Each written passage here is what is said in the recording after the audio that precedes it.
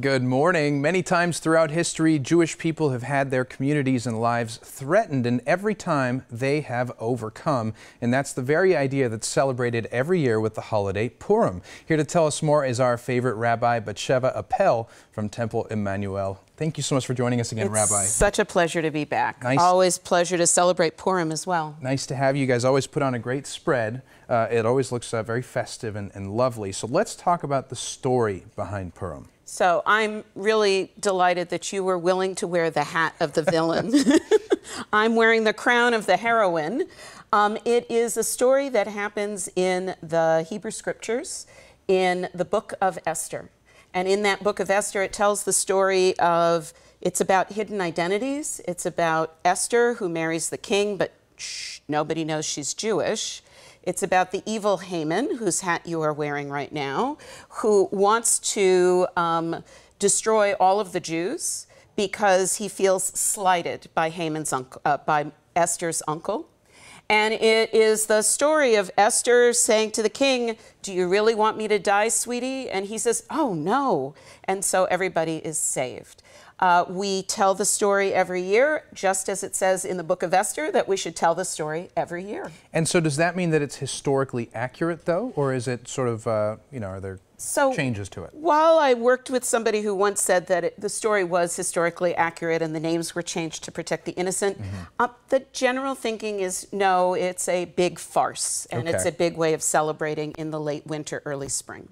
Well, and we celebrate it in a big way. Oh, yes. Extravaganza style is what we're calling it. Extravaganza style at Temple Emanu-El. That is correct. What are the different ways that we symbolize it? I mean, I know you've brought some objects here that might help with that. So the first thing that we're going to do next Wednesday, if you'll hand me that, is we are actually going to read the story of Purim, because part of the celebration is to actually read the story of Purim.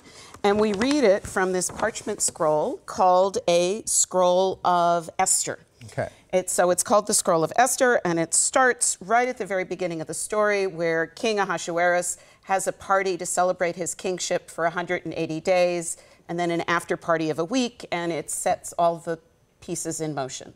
And part of that story is that as we read, when we read the name of the villain, whose, again, hat you are wearing, the name of... Evil Haman. Boo! We make noise and obliterate his name, so that we remember to obliterate the name of the villain of the story. Got it. We put masks on, perhaps. The mask of Esther, the mask of Haman. We play games, we tell the story over and over again, and we make donations to the poor. Those are all celebrations.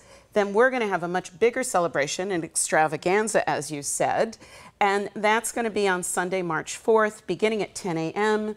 We're going to tell the story in the style of A Little Shop of Horrors. Love it. It's going to be called A Little Shop of Purim. And we're going to eat Hamantaschen, we're going to sing, we're going to dance, and then we're going to have a large carnival for the kids to have a celebration. There's going to be so much to enjoy. Yes. You know, whether or not you're Jewish, you are invited to come. Oh, definitely. Everybody's invited to come. The show is free. There's a charge for the games and the food at the carnival, but that's, lots to do and lots of fun. Everyone can celebrate, everyone can indulge, and we're seeing some of those objects now on the screen. It's just about having fun. It's about celebrating life and celebrating overcoming, not controversy, but what's the word I'm looking for? Overcoming somebody who would want to wipe us out for the mere fact that we somehow slighted him. Spoken like a true rabbi. There you go. And of course, you brought some Hamantaschen with you. What is Hamantaschen? So Hamantaschen is the traditional food for Purim. It is a filled cookie. It is triangular in shape, just like that hat that you are wearing. Hamantaschen in Yiddish means Haman's pockets. In Hebrew, it is called Oznei Haman, which means Haman's ears. I have no idea whether his pockets are filled or his ears are filled. These are made by our Temple Emanu-El Men's Club. We've got poppy, we've got prune, I think that's cherry, and there's apricot.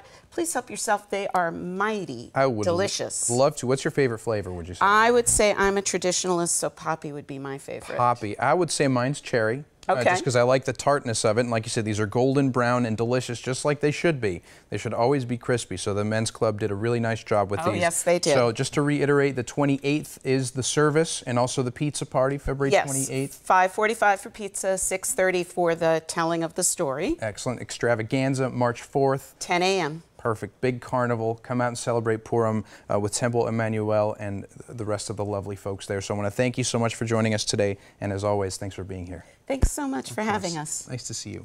Now, the Purim services are next Wednesday, like we were saying, at Temple Emanu-El with a pizza party starting at 5:30 p.m. And then the Purim Extravaganza and carnivals taking place March 4th with the show beginning at 10 a.m. To learn more, please visit tetucson.org or call 520-327-4501.